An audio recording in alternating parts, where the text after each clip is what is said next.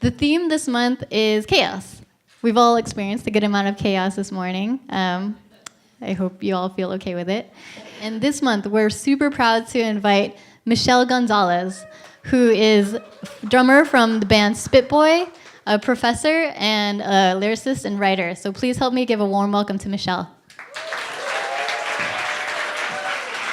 This is crazy.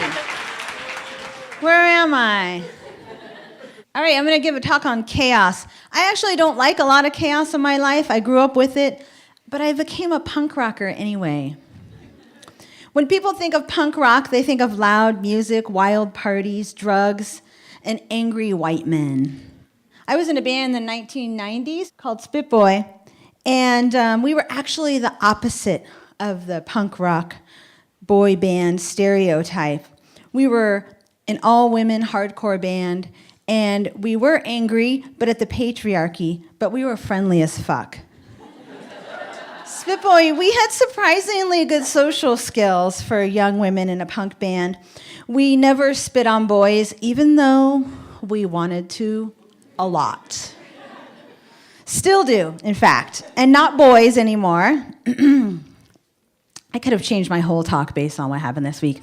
Anyway, it was surprising to a lot of people that Spitboy wasn't a hard partying punk band. We only drank a little bit, and we never drank before we played. We only drank a couple of drinks afterwards. We were vegan and vegetarian. On tour, we spent a lot of time looking for quaint coffee shops in which to get espresso drinks.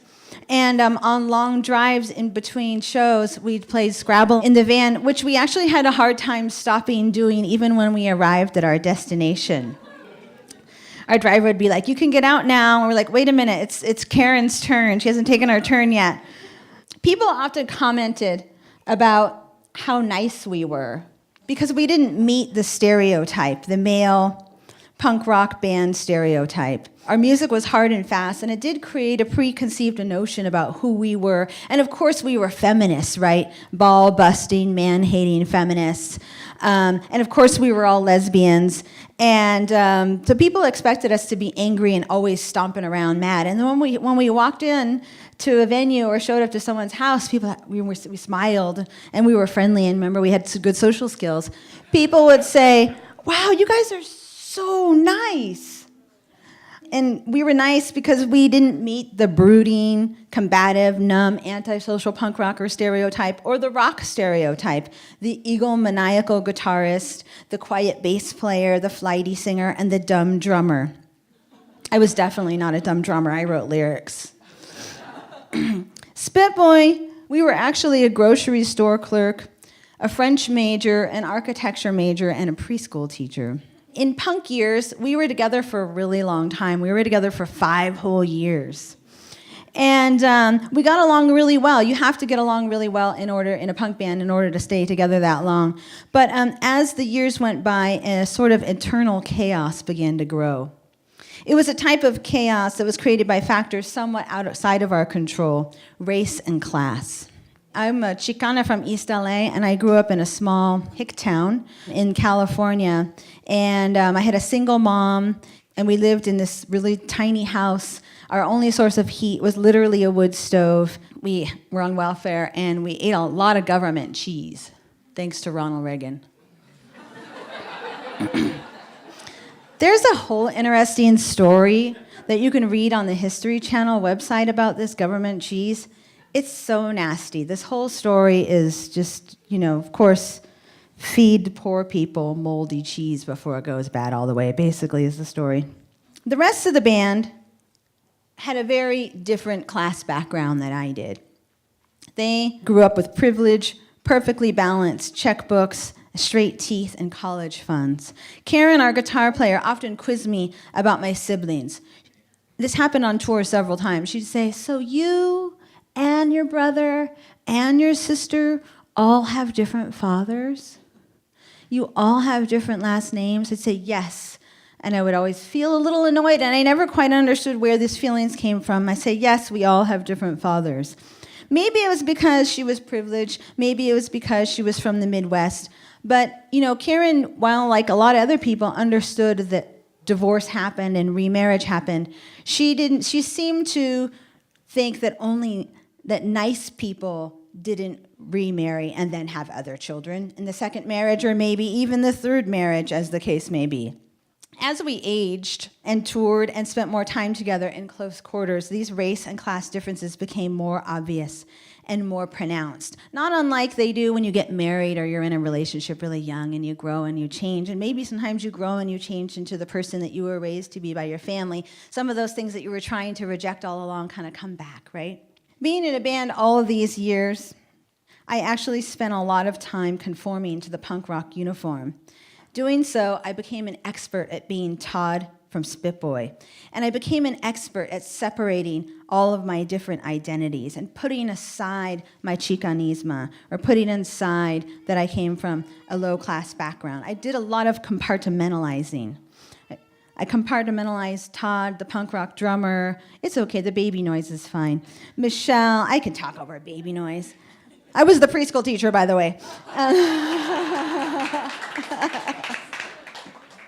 I did a lot of compartmentalizing. Todd, the punk rock drummer. Michelle, the preschool teacher. Michelle / Todd, the nerdy Mexican-American girl who liked reading and punk rock, the coconut. I went through an angry phase. This was alienating. It wasn't just alienating for me, because the more I got angry, the more for my bandmates, the more I got angry, the more I began pushing them away too. It was like an unintentional revenge. The band's identity issues, and I won't call them my identity issues, because we all, I think, as a band together, we began to have an identity issue. As these issues came to a head, they really showed up full force in Japan when we were on tour. Japan was the first country in which it was our first non-Western nation that any of us had ever been to, let alone toured. And touring can be very stressful.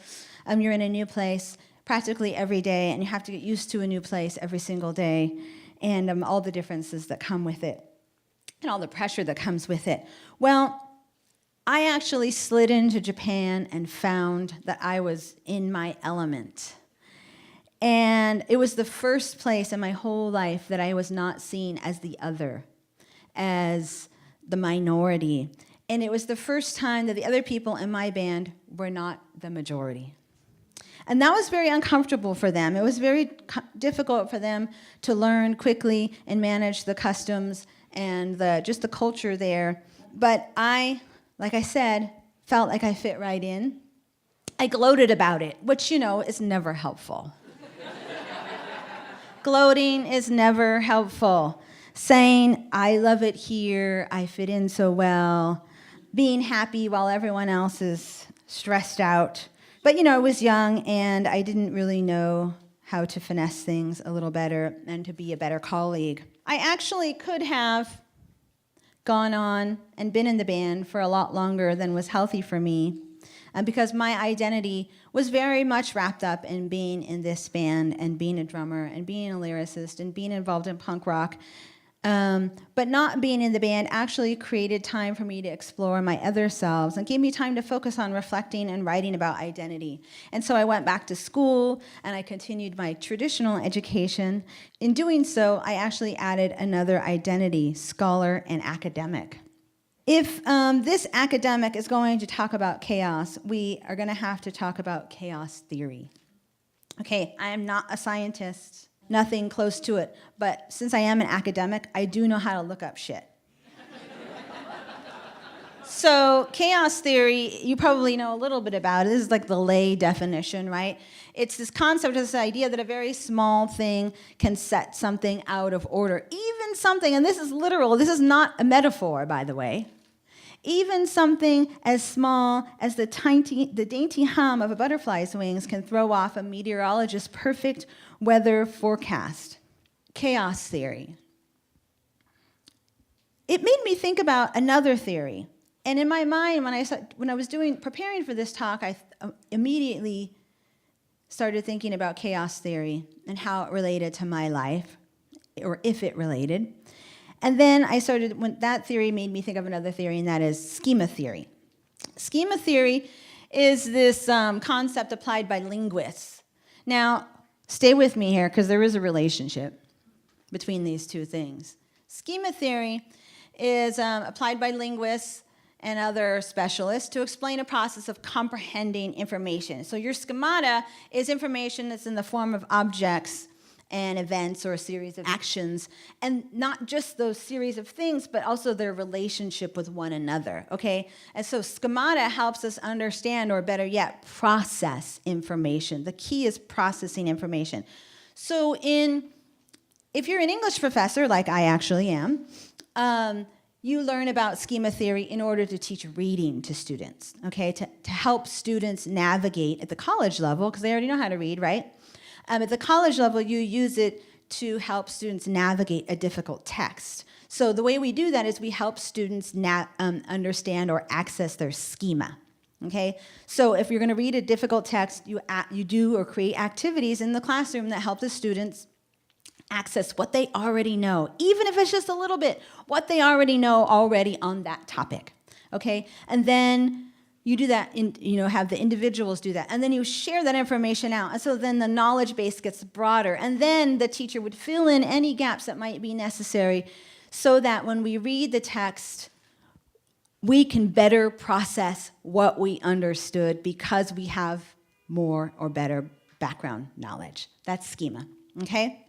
I realized that the relationship between chaos theory and schema theory is that the realization that each of my different selves that I had kind of compartmentalized and all my experiences and the knowledge that when accessed, combined, made me actually a fuller, smarter person. So when I took all the things I knew and all the things I was, I could actually be a fuller, smarter person. And it helped me recognize that cultural wealth is value added. I didn't need to leave Michelle, the Xicana, behind in order to be the punk rock drummer of Spit Boy and to talk about feminist theory. The cultural wealth brought creativity and extra knowledge to all of my projects, any teamwork that I did, whether it was the band or otherwise, to my creativity, and now my art.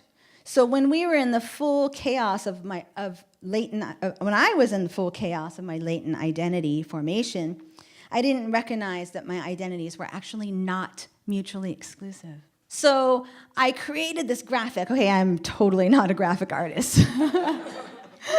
But I created this. Sometimes my son looks at my slides. It's so embarrassing. He goes, "That is the ugliest font. Why are you using that image?" I'm like, wow. And he's like not a graphic artist. I'm like, who made you graphic artist?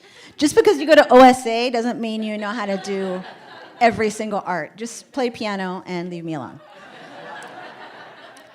Anyway, so I tried not to let him see this one.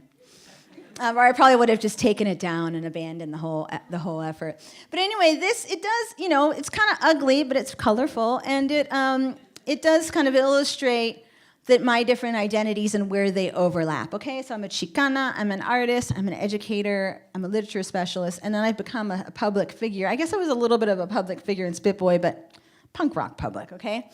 But you could see that my interests as a Xicana informed my artistic interests, and then they also informed what I studied, and then the specialty areas, my literature specialty areas, which are ethnic studies, dystopian literature, and women's and gender literature. All of these things, actually, I will be preparing for something, and an idea from punk rock will come in and inform something that I'm doing and make what I'm doing really fresh and really creative because I can think this way. Now I allow myself to do it with all this compartmentalization. And it's also made me, given me this opportunity to be this public figure and to do these things that aren't just like vapid public figure stuff, but that are like really meaningful, like speaking at colleges and being in the Turn It Around, the Story of East Bay Punk movie that came out last summer, and then also here this morning, Creative Mornings, right? Being a mom and a daughter and a wife also really informs my art and the decisions I make about the kind of art that I put out there.